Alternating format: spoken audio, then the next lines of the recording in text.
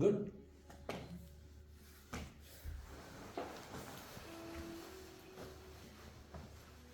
Please close your eyes.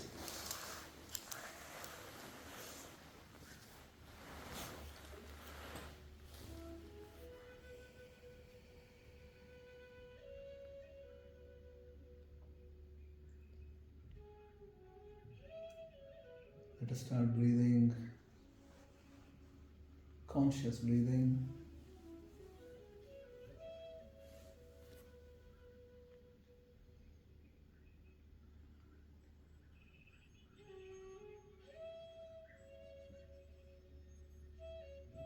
It's such a simple exercise, it's such a simple activity which we do all the time. And just by doing it in a conscious way, our mind can find its peaceful equilibrium.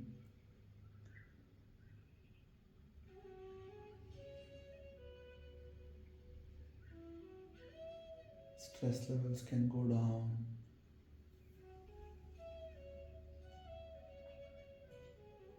Heart activity can be improved. Blood pressure can be improved.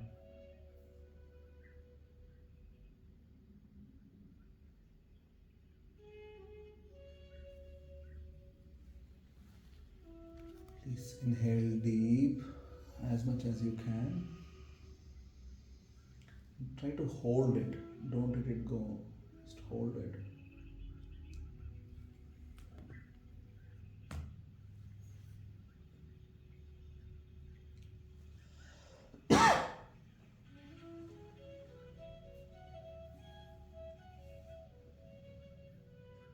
Slowly exhale.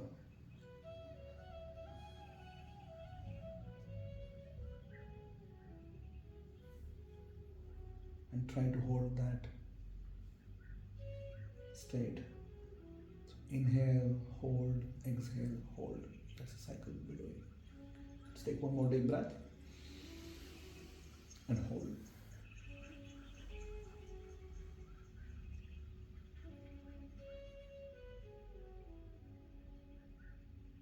And exhale slowly.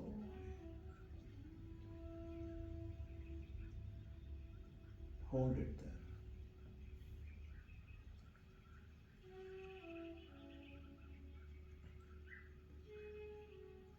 You can try to find your own pace, what's comfortable for you. Spirituality is not a running race, so just find comfort. What's that which is natural for you?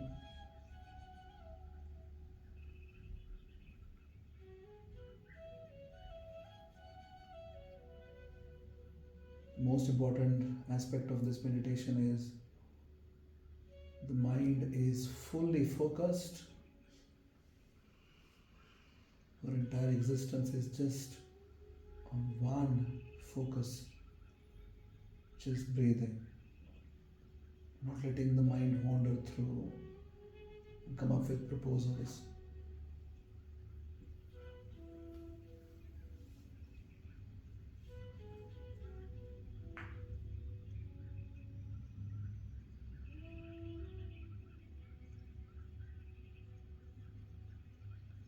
Try to feel relaxed, perhaps your shoulder, your neck. Maybe there is stress built up because of the whole week.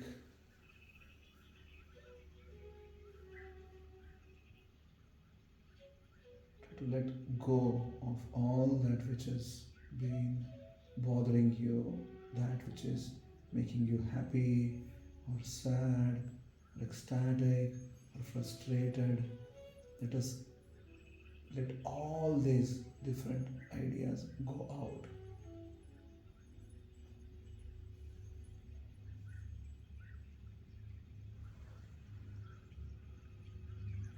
Please feel supported. There is an absolute support for you from the entire universe.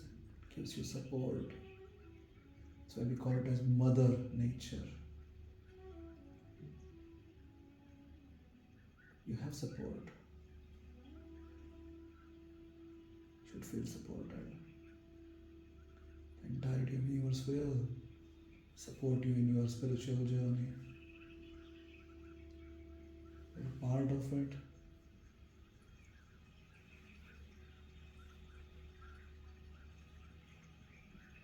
The space of gratitude, called as Bhakti Space in our hearts. Let us recite these mantras. Try to be focused on the sound vibrations now. Om Namo Bhagavate Vasudevaya.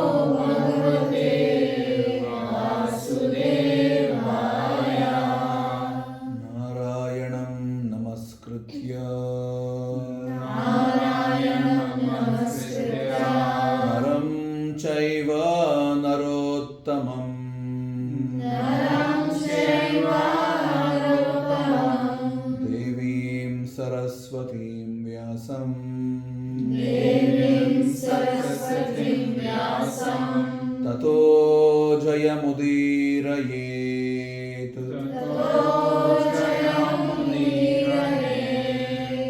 Nashtaprayeshu abhadreshu.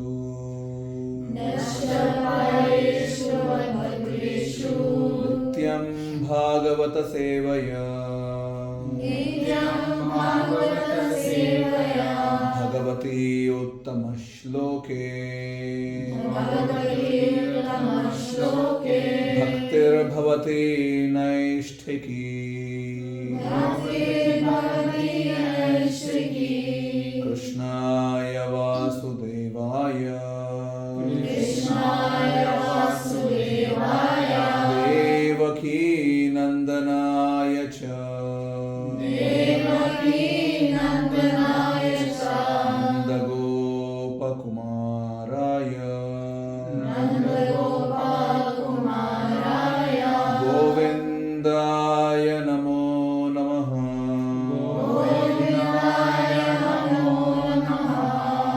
Om Ajnanatimirandhasya.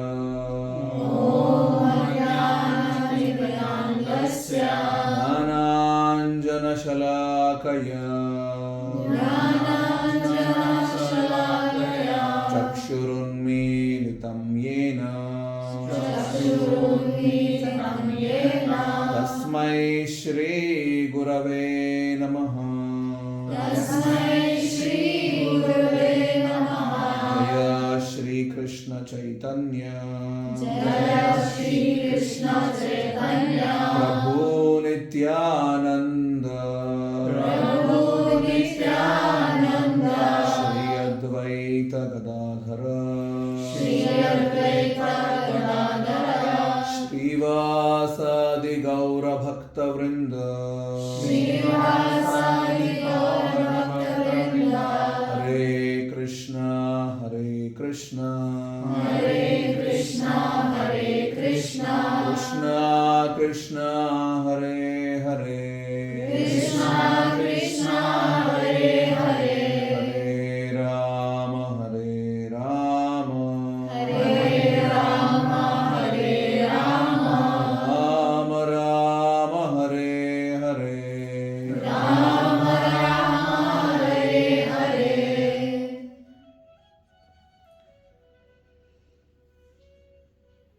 Please try to breathe in again, deep.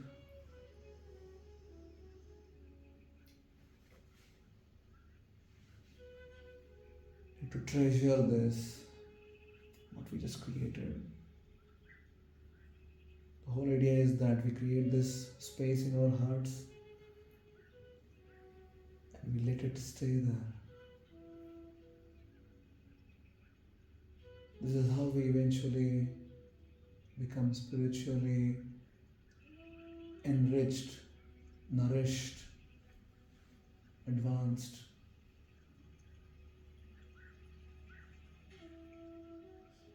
Let's be grateful for that which have been given to us. You can slowly open your eyes.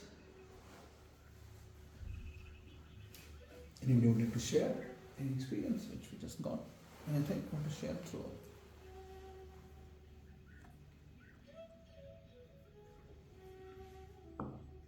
Yes, Mr. I was the last couple of days in London, Yeah. and I visited the temple in the Soho Street, and that was beautiful.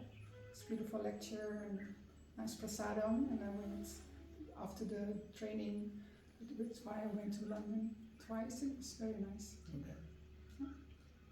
Good.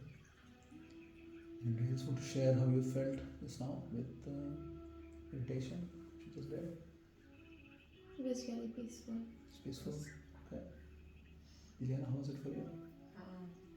The breathing made me feel very hot for some reason. Ah, okay. I wanted to take it off.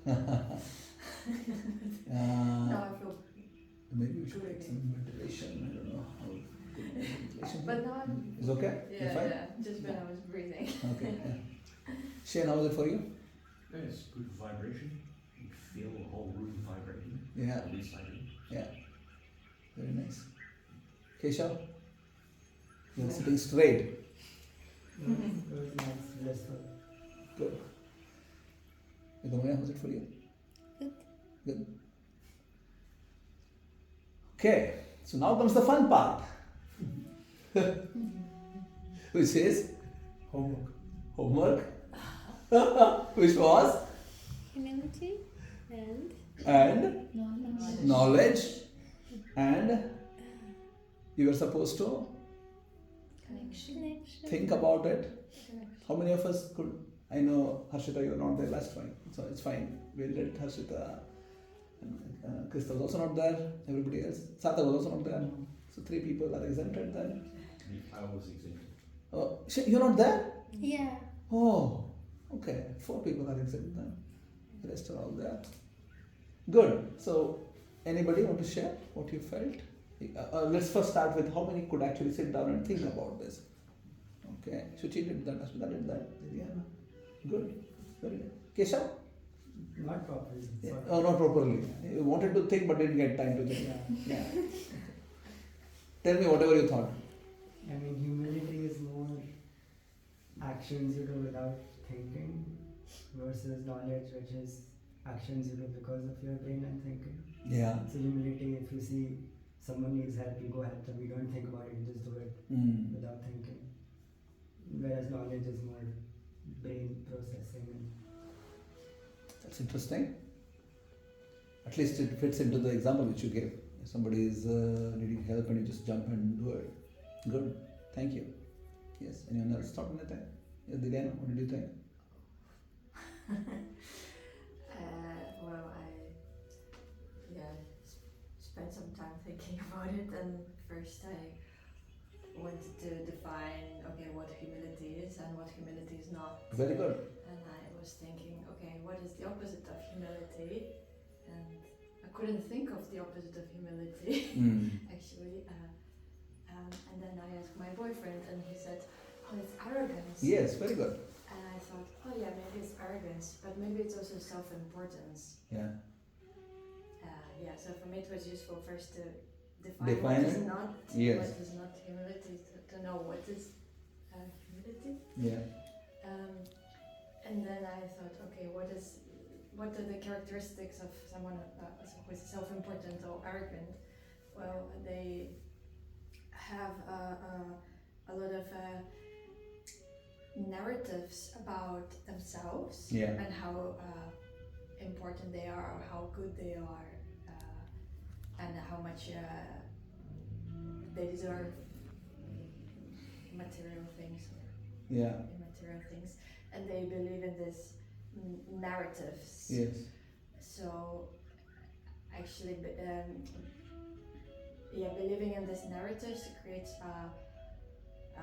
believing one narrative could be, oh, I'm very good at Yes. this. Yes. So if they believe in this, it acts like a confirmation bias, in a way that they only see, they only pay attention to information that is consistent with their beliefs, Yes. Yeah. with how good they are. Yeah. And as soon as they see a piece of evidence which goes against, Yeah. they ignore it, and that limits their knowledge Yeah. acquisition. Very good. So, humility, the connection between humility and knowledge is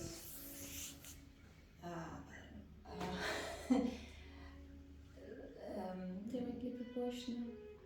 Huh? Proportionately to. Oh yes, it's a positive. First of all, yes, the more humility, the more knowledge, because then you don't have this confirmation bias, Amazing. and you see through your ignorance. Yes. Very good. Thank you so much. Amazing. You're welcome. Good. We all were able to connect with what Dillian is trying to say. It's really good, right? That's very nice. Thank you. Yes, Sweta, what did you think? I was thinking about how. One second. Keshav, increase the light. It's a bit too dim for discussion. Increase. Yes, that's good. Yeah? Yes, go ahead. Okay, so I was thinking about how we need to be very humble to get knowledge, because from what I was thinking, I kind of concluded that there's so many things to get knowledge that we're not in control of, Yeah. and we should be really humble, because just because we are the recipient of the knowledge doesn't mean we deserve or we did everything to acquire the knowledge. So, for example, like I could connect with the example like a school. Like you need a school, you need a teacher, you need a good environment at home for knowledge to be delivered, and it's just much more deeper when it comes to spiritual knowledge, because it's not going to the brain but to the soul. Yeah. So for a realization to happen, you need to be really humble, because so much of it is out of your control. Someone needs to show mercy. So yeah, that's Very how good. I think. Thank you. Yes, Asmita? I thought about it, and I think pretty much what Liliana and Suveda also covered, but to relate to my life, it was also like if you really want to acquire knowledge, you have to believe that whatever you know is nothing, because sometimes we feel like with bunch of 10 people, like when we're, for example, doing something or discussing something, that okay, you know something and you're really good at it, and you don't realize that you do develop that How do you turn this off? I'm sorry. Yeah. iPhone. That you develop this arrogance, Yeah. that you know something, and Yeah. then it becomes a hindrance Yes. to your knowledge. And Yes. the more you grow, it's good to grow, but at the same time you do need to realize there is a lot more that you don't know. Yeah. And for me that was humility. Yeah. And when I was trying to connect with the examples of my life, I realized that when I was also applying from India to outside, and I was of course confident, but at the same time it was also like I'm really good at it.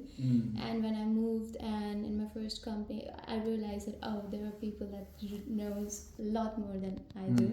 But in the starting, I felt that I also had this arrogance that I was an expert in my previous company. How good did that be? And that was like really becoming an hindrance. And when I realized it, and I realized, okay, it's okay to accept that you don't know in order to acquire more, and everything started becoming easier from there. Very good. Shuchi? So I thought of it in two different scenarios, I guess. So one is a positive way to think about it, and another is a negative way, I guess. Branching off of what Delina said about arrogance as well. I think a lot of the times people mistake knowledge for power, which it is, but they use it for like different things. They think of it as their pride. So I think that's a hindrance, of course. And another thing is like you're so humbled by the vastness of the knowledge there is that you're like, okay, the more I learn, I'm never going to reach the end because there's so much that I have to learn. It's like an analogy I thought of. If you go to the sea, you take a glass of water from the sea, the volume doesn't essentially get decreased. Yes. And I guess that's how knowledge is. Yeah. And I guess also from Asmita, like branching off of what she said, that I know nothing. I think that's what Socrates had said. Mm-hmm. And I think when you're learning something, you should always go in with that perspective that I know nothing and I'm ready to accept whatever is given Very to good. me. Yeah. Good. Thank you. Who is that? Ashutosh? So the more I know, the more I got to know that I don't know. You don't. Very good. Yes. So humility, I try to relate humility with knowledge. So as soon as I have knowledge, I Yeah. would become more and more humble because I get to know. The more I know, the more I don't know. Yeah. But then arrogance will also take place. So I get an example of two people. One is Vishwamitra. So Vishwamitra, when was doing tapasya, so he and Urvashi or probably Menka was trying to disturb his tapasya, and he got so into it that they cannot bhang my tapasya, and eventually at one moment he lost all of his this and just gave all of the tapasya to. Yeah. So that's also one example that the person was were very humble and then suddenly moved towards arrogance. So there is a very thin boundary line between humbleness and arrogance. And the second example that I thought of is the tree. So the tree is full of fruits, and now tree think, I give people shadow, I give people fruits. So from outside it looks that tree is very humble, but inside it's very arrogant.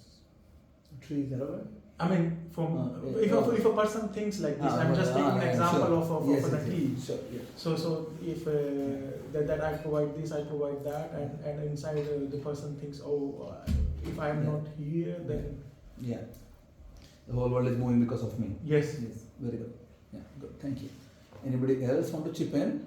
Those who didn't think but want to think now, and perhaps this is that. Yes, Guru, you want to say anything? Knowledge without humility can result in false pride, like everybody said. And I think humility, it's an active practice. It's not just a virtue that you get. It's a practice that you need to work on. Yeah. Good. Shane? So remarks about humility, is it? Humility. Right, yeah. I find that I spend a lot of time, whether it's work or reading the Database.io, which is a fascinating collection of letters, scripture, morning walks, all sorts of stuff. But it often happens, I read something and to be honest, I think, hey, that cannot possibly be correct. Yeah. But I think the majority of it, I'm just not really sure of the meaning. Yeah. So I think to be a bit humble and take that category of stuff that you have instinctively reject because it sounds wrong. It doesn't make sense. It just throw it in the basket of stuff you don't really understand. Yeah. That's a way of being humble. In my case, the basket of stuff I don't really understand is pretty well overflowing, but still. Yeah, very good. And it's the same at work. Sometimes I hear people say things, there's a red flag. I've never seen that happen before, but okay. Let's give it a try. Yeah, it's very nice you say this, Shane, because there are two ways of looking at things which we don't know. One is, it doesn't make sense to me, this can't be true, or I don't understand this. And these are two very different mentalities. We can approach something which is not making sense to us. You may say, it's not making sense to me, so must be wrong, or I don't understand. Hey, there is a cushion there in front of you, Harshita, maybe. What's your name? Varun. Varun. Yeah. You can just sit there, yes. Okay, circle. Very good. Thank you. Good. You want to say something, Harshita? I was mainly thinking of like two things. Yeah. One is a spider's web. So I recently read an article about it. Yeah. About how a spider, like its web is how it's like almost like how it processes things. Yeah. So if you wreck the web, Yeah. then it reacts as if it's having like a stroke Yeah. or like a heart attack. Yeah. So it's a part. The web is like a part of the web, right? Yes. Of the spider. Yes. Okay, yeah. I'm sorry, I'm really tired. But yeah. So our actions and what we believe and everything is like the web. Yeah. And we are the spiders, right? Yes. So like if that is our belief system or our knowledge, then if there's something that's trying to break it, Yeah. then that is how we react. Yeah. It's a natural reaction to want to protect everything Yes. that we believe and that we stand for. Yeah. So the more delicate the web is, Yes. the more difficult it is to deal with things that are wrecking it. Yeah. But once again, you can't blame humans for it because it's naturally how do we gain knowledge? We don't start new boxes of knowledges, right? Yeah. We have one box Yeah. and then we usually make it like everything stand on top of it. Yeah. And sometimes we might start a few new pillars, but Yeah. usually it's like a couple of them and like Yeah. our fundamental beliefs. Yeah. So that's one thing that I was thinking about. Yeah. And the other one I forgot. That's fine. No. Well, yeah, it's about if you want to like grow in life Yeah. and if you want to like gain more knowledge. Yeah. For instance, you were talking about how you were like the best at your job and then you came here, right? So if you are the best and you want to go to the best place, then everyone over there is going to be the best from their own fields. So like that's a lot of, oh my god, I'm sorry. So like a lot of the times people end up feeling humble Yeah. as they go higher in life or as they Yeah. they grow, Yeah. or even in terms of like jobs or universities. If you go to Harvard, you're going to be average, even Yeah. if you were the best from where you Yeah. came from. Yeah. And yeah, in order to grow, you need to learn to be average and then grow further. Yeah. And Good. so like humility, knowledge. Thank you. Yeah. Sarthak is the last person left out, I think. Yes. You want to say something, Sarthak? Yeah, I actually quite like the point what Sudhir said, like we tend not to recognize the environment that is being created for us to gain that knowledge. Yeah. So yeah, if we start recognizing that thing, that I think the when we start getting the knowledge, we come to that platform already of humbleness. And I also recognize that when too much knowledge comes, Yeah. then a pride comes, Yeah. and there's a very thin line. Immediately aggressive nature can also come Yes. towards others, like when you become very like Yeah. it's at one side it's good like to be very confident that you're very confident in your skills, and Yeah. anyone is questioning your methods. Yeah. It's Sarthak is getting married, by the way, in a couple of months. So, some good realizations to go with. Good. Yeah, he'll become very humble eventually. Yeah. Good. Very nice. So, I'm really grateful that you all have thought about this and come prepared. You see, in modern times, humility is a passive principle. That's how people perceive humility to be. It's a passive element of your personality. But in Vedic understanding, humility is not a passive element of your nature. Like, somebody is humble. You usually, majority of the times, humility is also misunderstood with low self-esteem. Someone is always, perhaps somebody who is not coming up to the front or not showing too much of excitement, or so that's perhaps at times is considered as, oh, somebody is humble. But that's not humility at all. Humility in Vedic understanding is an active principle wherein it's about your consciousness. How are you performing anything, whatever you're doing? What is the consciousness behind? So one of my favorite definition of humility is from Srila Prabhupada, the founder of ISKCON, also the author of the Gita which we study. Because in 13th chapter, when Krishna is describing 13th chapter of Gita, and Krishna is describing multiple aspects of knowledge, first thing which Krishna tells is humility.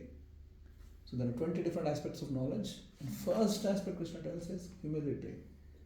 Because that's where everything else is built with, and that's where everything else is built upon. So, and Srila Prabhupada defines humility as, so he basically takes, so it's a statement with 3 different parts. So you need to be really careful and attentive now to understand this. So humility means to not be anxious, understand? To not be anxious, to derive satisfaction, is the second part, not be anxious, to derive satisfaction from being honored by others. Are you able to connect? To not be anxious. Yeah, you understand what's being anxious? Not being anxious. Yeah. So you're doing whatever, doesn't matter. Not being anxious while you're doing X activity, doesn't matter, whatever it is. Yeah. Not being anxious. To derive satisfaction from being honored by others. Should I repeat third time? Yes. Yes. To not be anxious. Second part? To derive satisfaction. Satisfaction To be honored by others. from being honored by others. Let us break it down. Ashutosh is cooking. Sarthak is cooking next week, right? What do you want to cook next week? Not decide. Maybe Not decide. Yeah, pick something. What do you want to cook? chole rice. Okay. raita. Okay. Sarthak wants to prepare chole is chickpeas, rice and raita. Mm. So he knows he is supposed to cook, right? And all he's thinking now is, yeah, I'm cooking next week. I need to cook it nicely. Everybody has this thought, right? You are doing whatever you want to do it nice. So Sarthak is thinking, I'll do it so well. Yeah. And afterwards, Keshav will come, Shane will come, Rubal will come, Shuchi will come. Everybody is going to come to me and tell, this was such an amazing chole and rice. Yeah. So you're doing something, but then thought is not about doing it. It's about getting validation for what you're doing now. And that is not humility. Yeah? So we'll take the route of Dilyana now. So this is not humility. So while doing anything, we should not have this sort of mind which is all the time, and this is how we live, right? This is the world we live in. All the time seeking validation. All the time. Right? The entire social media is built with it. You need validation. And you want somebody else to think that you are happy, you're enjoying life. Yeah. So it's about validation. The entire social media is built with this, that you want others to validate you. It's not about how I feel about myself.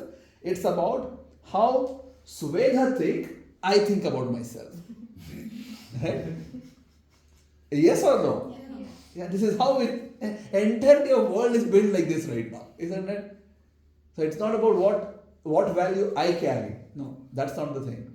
It's about what Keshav thinks about what I think as the value I carry. Right?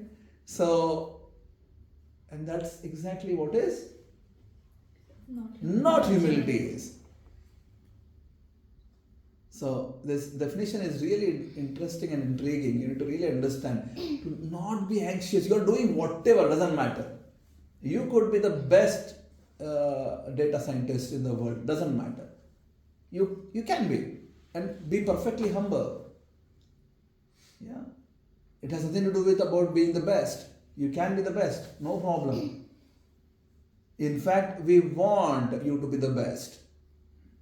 Arjuna was the best. There was not even second archer other than Arjuna. He was the best. And that's what we want everyone to be. You be the best. In whatever you do, be the best. But it's not about being the best. It's about how your consciousness is operating while you are performing your actions.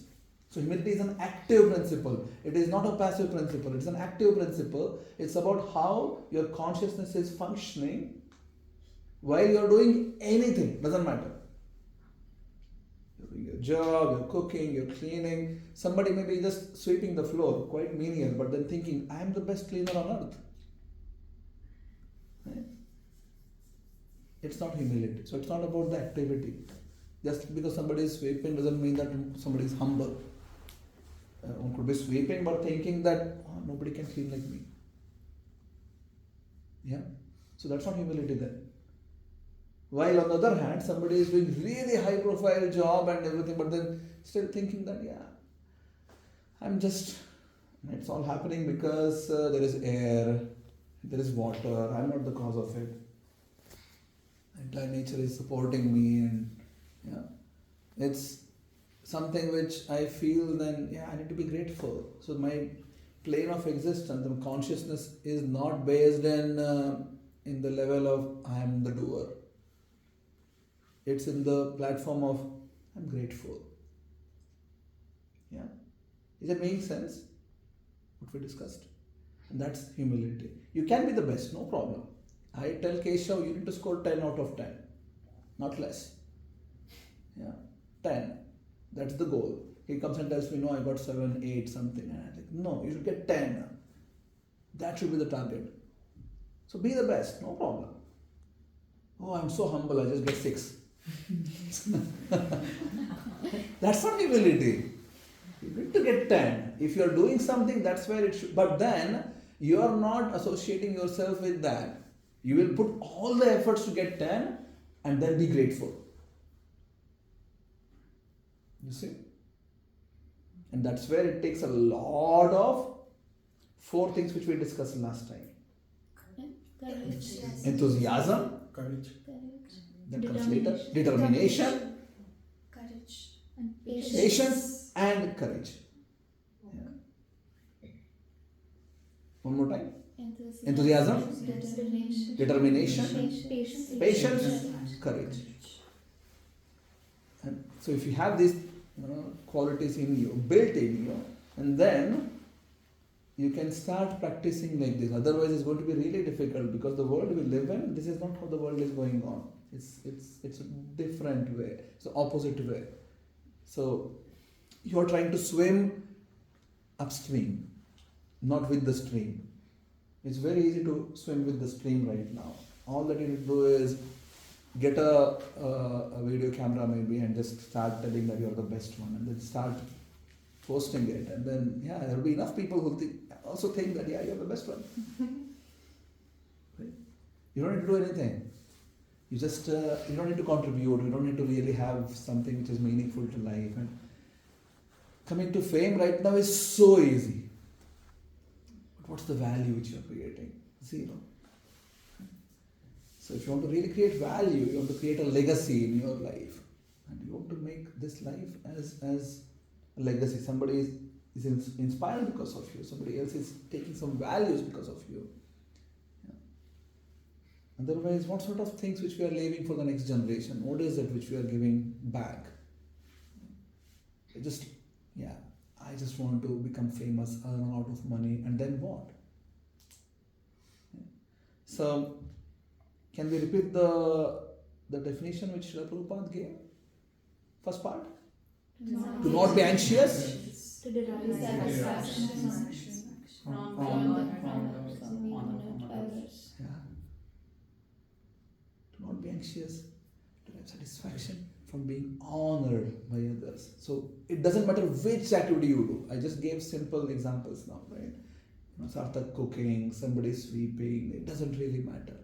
You're doing your work in office, it doesn't matter which activity it is, doesn't matter.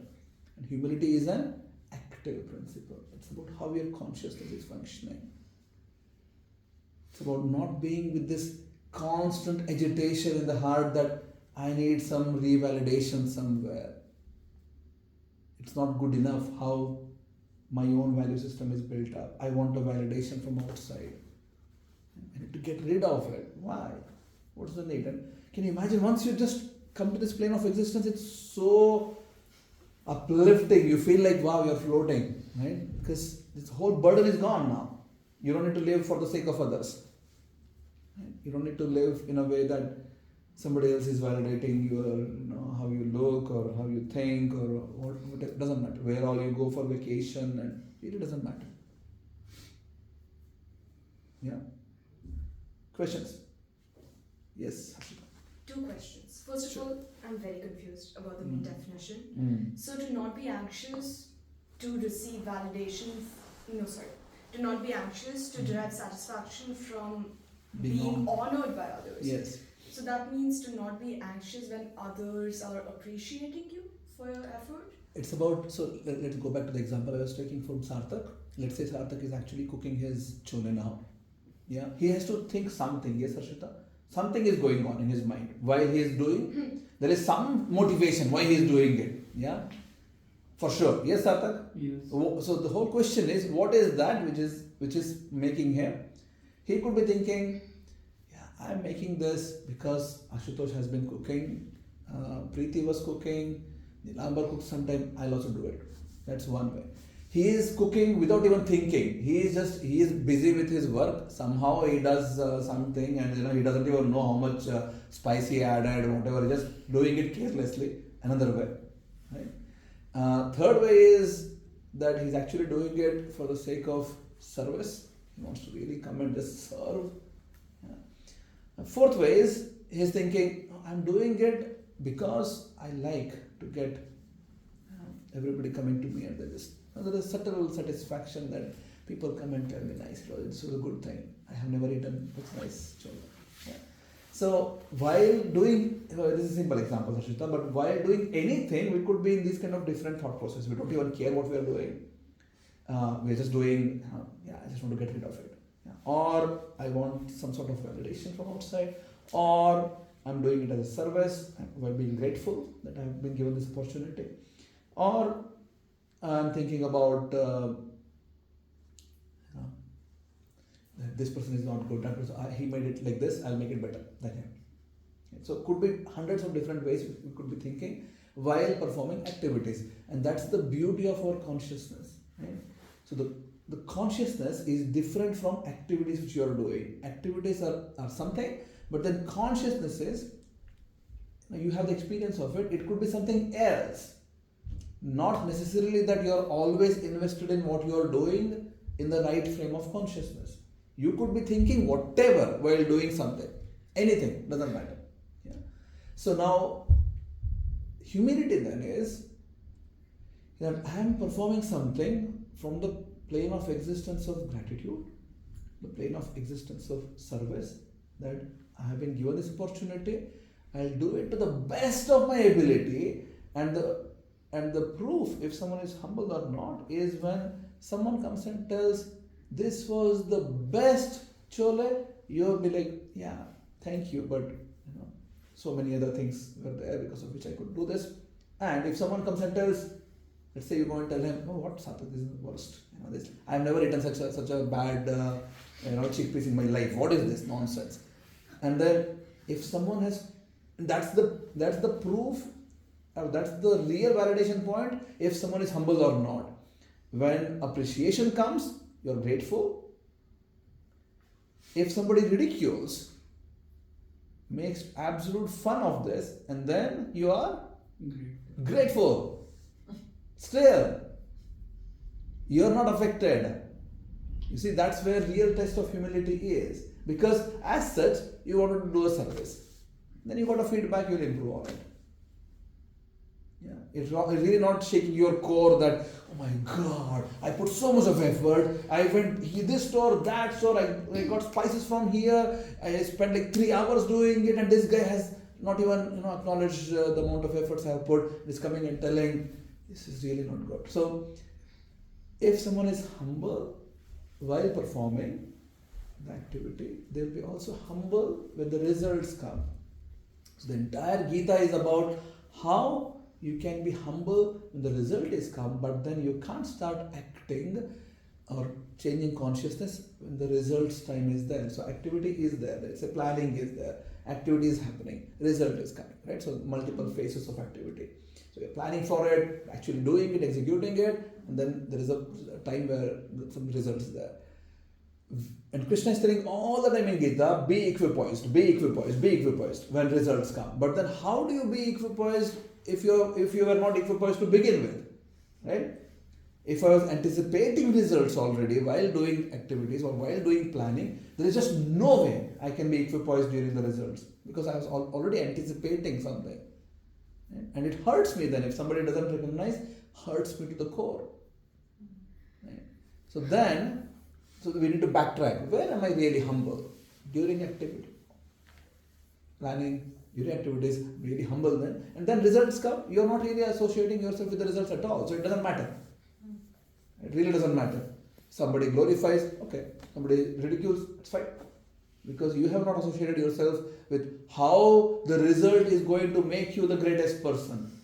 Yeah, you are just not associated at all. It's out of question. Is it making sense?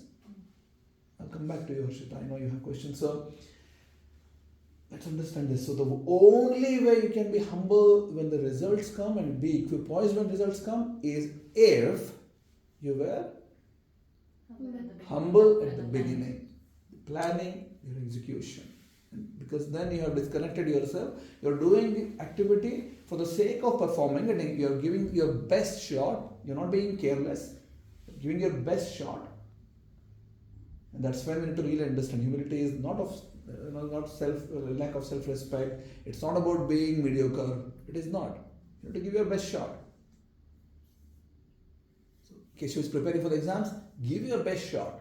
Somebody else is doing your IT job. Give your best. You need to. But then, whatever results come, you need to be equipoised. But that can happen only if you're humble to begin with. Performing our activities, the consciousness levels are not really associating ourselves with the results and thinking about the results. In simplest terms, that's what it means. That you're doing something, but then you're not associating yourself with the results and how that result is going to affect you. You're not just not even bothered about it, but still giving best shot today.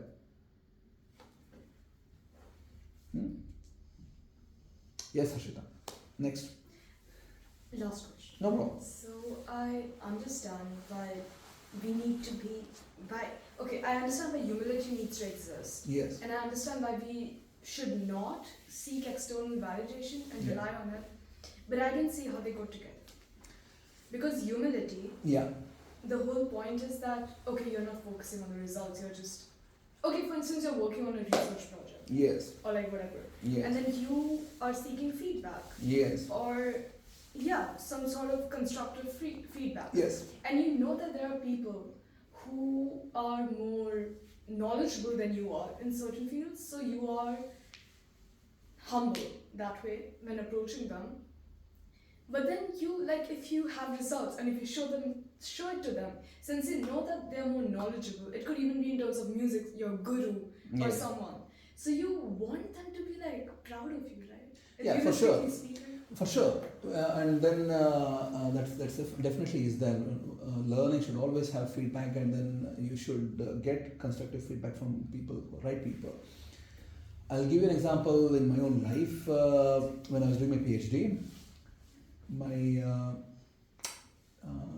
think it was my second or third paper, which I had put a lot of effort in writing, and I really wanted a particular conference to accept it, and the acceptance rate of the conference was 8%, something like that, and I really wanted my paper to get there, and I put a lot of effort, so much of effort, and then I had submitted, and I was really anticipating that this one will crack the door and will be accepted, and the absolute nightmare, it was rejected. And I was sick for 2 days, really sick. I just left. I didn't even want to get up. I didn't want to go to lab anymore. Didn't want to really do anything anymore because I was anticipating so much that this will go through. And that's exactly what is the opposite of humility is, that you are anticipating so much, you have done your work, but then there is so much of burden on the result that this has to happen. And if it doesn't happen, a collapse. Right? So that's the opposite of getting feedback, getting constructive feedback, improving. These are all normal course of learning. That's always should be there. But then if I put too much emphasis on actual result, that's when, and that's what I'm doing while doing the activity. So while doing research, while writing the paper, I'm fully invested in this has to go through. Right?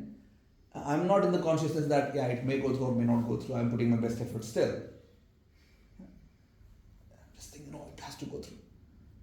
I'm the doer. I'm the one who is getting it all done. And then results come, which is not favorable, and you collapse. That's my personal experience.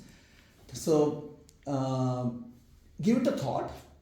We can assemble back next week. Anyway, we will come back next week. See how this can actively help you in your daily lives. Doesn't matter what you are doing. Yeah. Just think about it. How you can apply this principle in your life. If you can apply it in your life. Yeah. And then maybe you can have a daily maybe that yes, today I really wanted to practice this, but on this occasion I couldn't practice this. And let's make it an active habit that I actually observe myself, I evaluate myself, I analyze myself, and I want to be like this, but on this occasion I could not be like this. I failed. It's okay to have self-analysis. Usually we analyze others, right? That's what we do. We analyze everyone else. Let's start doing some self-analysis. That I want to perform, I need to give my best shot. I want to really make sure that things are taken care really well. But at the same time, I'm not associating myself with the results. I'm not really bothered too much while doing certain activity. Can we do this as a homework? Yes. Yeah. So that's for next week. Okay? Cool? What's the time now? Just 1 second. 8. 8. Good. So we have time then. Go ahead, Shruti. So I have a question. Yes. Let's say that you're saying that we shouldn't be focusing on the end result, you know. But let's say the end result is so important that it changes the course of your life. Like it's the do or die situation. What do you do then? Like how do you go about that? Well, mind can make a do or die situation of anything. Right? It's always about the mind. And we are not telling that you should not give your best effort. You should give your best effort in everything, Shuchi. Doesn't matter what it is. Unfortunately, in our conditioned mind, we always evaluate something. Oh, it's okay. I do this. I don't need to be really present there. I'll just somehow do it. This one, I don't need to even put my mind. I'll go there. Somebody may be thinking that you're sitting here, but the mind is somewhere else. It's totally just not invested at all. It's just something else. You're thinking of some absolutely unrelated thing. Could be. And then or something else we think, this is really important because this is associated with something. So always we are doing plus minus in our mind. Always. Right? It's always about what is there in it for me. Always thinking on that plane of existence. What is there in it for me? How can I enjoy better? How can I be happy better? Whatever. So, and we do our activities there, in that plane of existence. Our proposal is that come out of that consciousness. You need to put your best effort, Shuchi. Doesn't matter which activity it is. In everything, whatever you are doing, be the best. Yeah. So this do or die situation is just created by mind that you have to really do it. Why not do it like that in everything? Then not think about do or die. Just I'll put my best efforts in everything. I'll score 10 out of 10. I'll put my best efforts. But after putting that, if I get 6, it's okay, fine. I have put my best efforts already. You should put your best efforts. Yeah. There is a catch here that we may be just mediocre, really don't want to put best efforts. We just put mediocre efforts, but just think that I am putting my best efforts. And then 6 comes and okay, fine, I'll apply this principle of humility now. That's wrong. Not what we are telling. You need to put best efforts. Okay? Good. Any other thoughts? Yes, Shane? Is this talk about humility, is it related to one of the shlokas we did earlier, where we have the right to do our duty? Exactly. We don't have the right to the fruits. Yes. It's Yeah. a similar concept. Yes. Yes. It's absolutely on target. Krishna is telling you have the right to perform your duty. It's your adhikara, but then results are not just based on what you think and what you do. Because there are other things involved there. I think I gave the example that day about me cooking one day, right? When you're with people, you always, it's like a public opinion. Somebody will like it, somebody will not. Yogamaya does so much of flyers. Some flyers I like, amazing Yogamaya, it's like best flyer you have made. And then one flyer she made, I thought it's a cartoon. And then, but so many people were like, amazing flyer. I was like, come on, this like, I thought this is a cartoon. Well, see, that's what happens. Like people have their opinions, right? Everybody has their opinion, and you start getting affected because of that. That's not humility, because people have their opinion. It doesn't matter how you make. I may think this is best. Somebody else think, oh, what is this? Right? I may think, oh, this is not good. But somebody else is like, wow, this is great. That's what happens. And I told you this example before. I cooked. I was getting WhatsApp messages from people. Like, this is the best prasadam, Prabhu. I've never eaten like this. And it's so good. And one guy told, last 40 years, I have not eaten this kind of worst food. Right? Like last 40 years. I was like, my God, really? Like 40 years is the worst food I've eaten in my life. So, it's not just that it is not good. Like, this is the superlative degree of things being bad. Right? 40 years I have not eaten anything which is worse than this. I really collapsed. Like, oh my God, come on. At least give me some credit. We have put so much effort. So, but that's what it is. And so being humble means the opposite of this. It doesn't matter. Somebody is sending me WhatsApp message about, this is great. I feel a bit happy there, right? Wow. You see, they are liking it. It's just natural because we have associated with that. And then somebody is ridiculous. You're like, oh my God, really? Why can't you be a bit more considerate? I have put so much of effort. Yeah.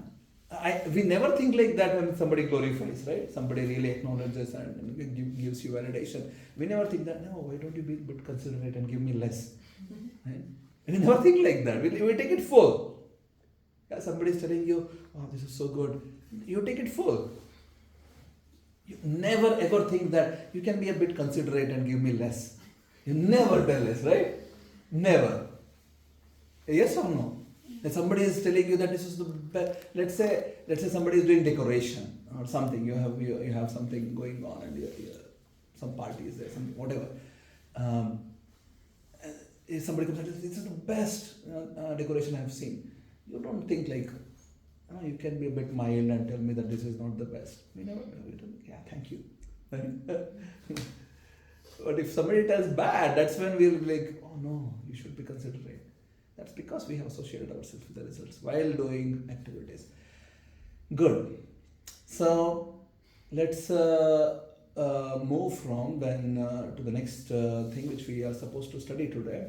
I sent the link in the group.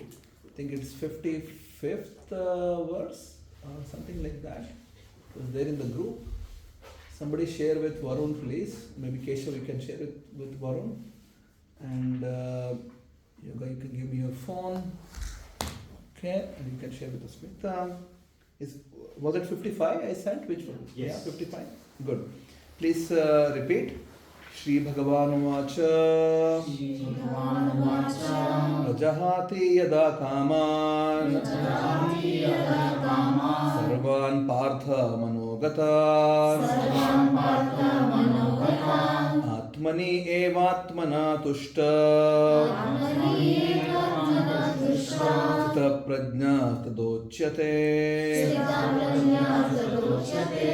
Tongue twister, I know, but please try to read while I'm reciting and then repeat back with confidence. I wanted to feel shy. Shri Bhagavan Vacha Jahati Yada Kama Sarvan Partha Manogata मनोगतान् आत्मनि एवात्मना तुष्टा स्थितप्रज्ञस्तदोच्यते. Let's do it together. Shri Bhagavan Vacha Jahati Yada Kaman Sarvam Partha Manogatan Tushta. Good. Keshav, can you read the translation? The Supreme Personality of Godhead said, O Parth, when a man gives up all varieties of desire for sense gratification, which arise from mental concoction, and when his mind, thus purified, finds satisfaction in the self alone, then he is said to be in pure transcendental consciousness. Okay. Who wants to share what you think about this? Well, to give you the context, Krishna has spoken a lot about somebody who is in equipoised mind, buddhi yoga. Someone's buddhi is like in control, it's controlling the senses. Remember, we were discussing this chariot example. Who remembers chariot example? Yes, Ashutosh. So Tell one thing. 5 senses are? 5 horses. 5 horses. Good. Next one, Asmita. The rope. Rope is? Mind. Good. Next. Intelligence. Buddhi is? Is the driver. Is the driver, chariot driver. Good. Next. Chariot is the body. Chariot is the body. Next. Passenger is the soul. Passenger is the soul. Yeah. So Krishna has spoken a lot about that and how one should really be equipoised. Do not think about results. Don't associate yourself with the results. Be equipoised no matter what is the result, whether it's pleasure or pain. Be equipoised. And Arjuna had this question: what is the sort of characteristic of such people? Because Arjuna was lost. Like, oh, come on, how can I be like this? So he asked Krishna how this person thinks. How does he walk? How does he sit? What are the sort of consciousness? What are the attributes of this sort of person? Right? Who is always Stitha Prajna, having consciousness which is equipoised all the time. That was Arjuna's question. So Krishna is answering now that question. The entire Gita is question and answer, right? Arjuna is asking, Krishna is answering. So the question was, what are the attributes of a person who is equipoised all the time? So Krishna is telling here, which Keshav just read the translation. Anybody else want to give a shot? Read it again. Krishna, maybe you can read. The Supreme Personality of Godhead said, O Parth, when a man gives up all varieties of desire for sense gratification, which arise from mental concoction, Yeah. and when his mind, thus purified, finds satisfaction in the self alone, then he is said to be in pure transcendental consciousness. Very good. Mental concoction means your mind is just always thinking about, okay, this is how I want to be happy, this is what is the definition of happiness for me, this is how I want to do it. It's just mental plane of existence basically. You're just thinking constantly about how I can be happy. Anybody want to share what you are thinking about Krishna's response? What is Krishna trying to say? Divyana, you want to share anything? Is it too complicated? Should we break it down? I think the person who is in the devotional service of Krishna could be called as equipoised, and that is the person that. But from here, Krishna's response, let us break it down. Just read the first line. What is it? Except the personality of Godhead said. First line, Krishna's first He line. was given up all varieties of desire for sense gratification. Okay, just that one. Yeah. What is it? Do you understand this? One who has? Sense gratification. Desire for sense gratification. One who has Given up given up all varieties. all varieties, desires for sense gratification. You understand what is sense gratification? Yes. You understand desire? Yes. You understand one who has given up? Yes. Yeah? You understand the whole sentence then, right? Yes. Yeah, clear. Good. Next line. Which arise from mental concoction. Which arise from mental concoction. Because it's in your mind, you always think that this is how I define my happiness to be. Making sense? So what arises from mental concoction? Varieties of desire. Varieties of desires arise from mental concoction, because that's where you're constantly chewing. I think if I get this new phone, I'll be happy. If I get this new house, I'm happy. If I get this, I'm happy. That I'm happy. Right? That's what is the meaning of varieties of desires which are arising from mental concoction. So Okay? what exactly arises from mental concoction? The desire Yes. or the sense of gratification? Or both? The desire. Ah, okay. Yeah, the desire. Because sense gratification ultimately is the action, right? I'm actually holding the phone, or I'm actually having the house with me, or whatever. That's when I'm like actually exercising it, right? Mhm. So sense gratification, you're gratifying your senses. It's an action. Yeah. But then before that, there is a whole thing. Nobody is just like walking on the road and like, oh, now I'll get iPhone 16. Nobody, right? You think about it first. Yes, Sarthak? You make okay, I think, people in China were selling their kidneys to buy iPhone. Do you know this? Yeah, at some point of time they think, you need to make a plan for that, right? I'm okay with one kidney, but I need an iPhone. So, yeah, perhaps it's a joke, but people do plan that I need something, and this is what is the definition of my happiness. Yeah, that is the meaning of mental concoction. You're just always concocting, always thinking something which I want to enjoy. This is how is the definition of my happiness. I will get there. Yeah. So someone who has given up that, and then next slide. And when his mind thus purified, finds satisfaction in the self alone. Yeah. So mind is not doing any activity anymore. Yeah. It isn't. And how can that happen? And it gives desire for. No. How can that happen? Equipoise. How can that happen? Made humble. How can that happen? When you don't let your mind to cough at, to make How that can that happen? How? When mind is free from unnecessary distraction. How can this happen? No desire for sense gratification. When you do devotional service. How can this happen? Continue equipoise. How can this happen By clearly? associating with life. No. How can this happen? How can what happen? When you don't That think your about mind it. is not you're lost now. Your mind is not really concocting about varieties of sense gratification. How will this happen? When you're satisfied with what you have. I will leave Harshita out of it because she has never heard this example. No, we have not gone through with her. So at least now, Varun also. But everybody else, you have heard this. I have told it, I don't know, at least 5 times in these sessions. Can I get a hint? No, I already gave the hint that they were not there. So which means you were there. So, Buddhi is working.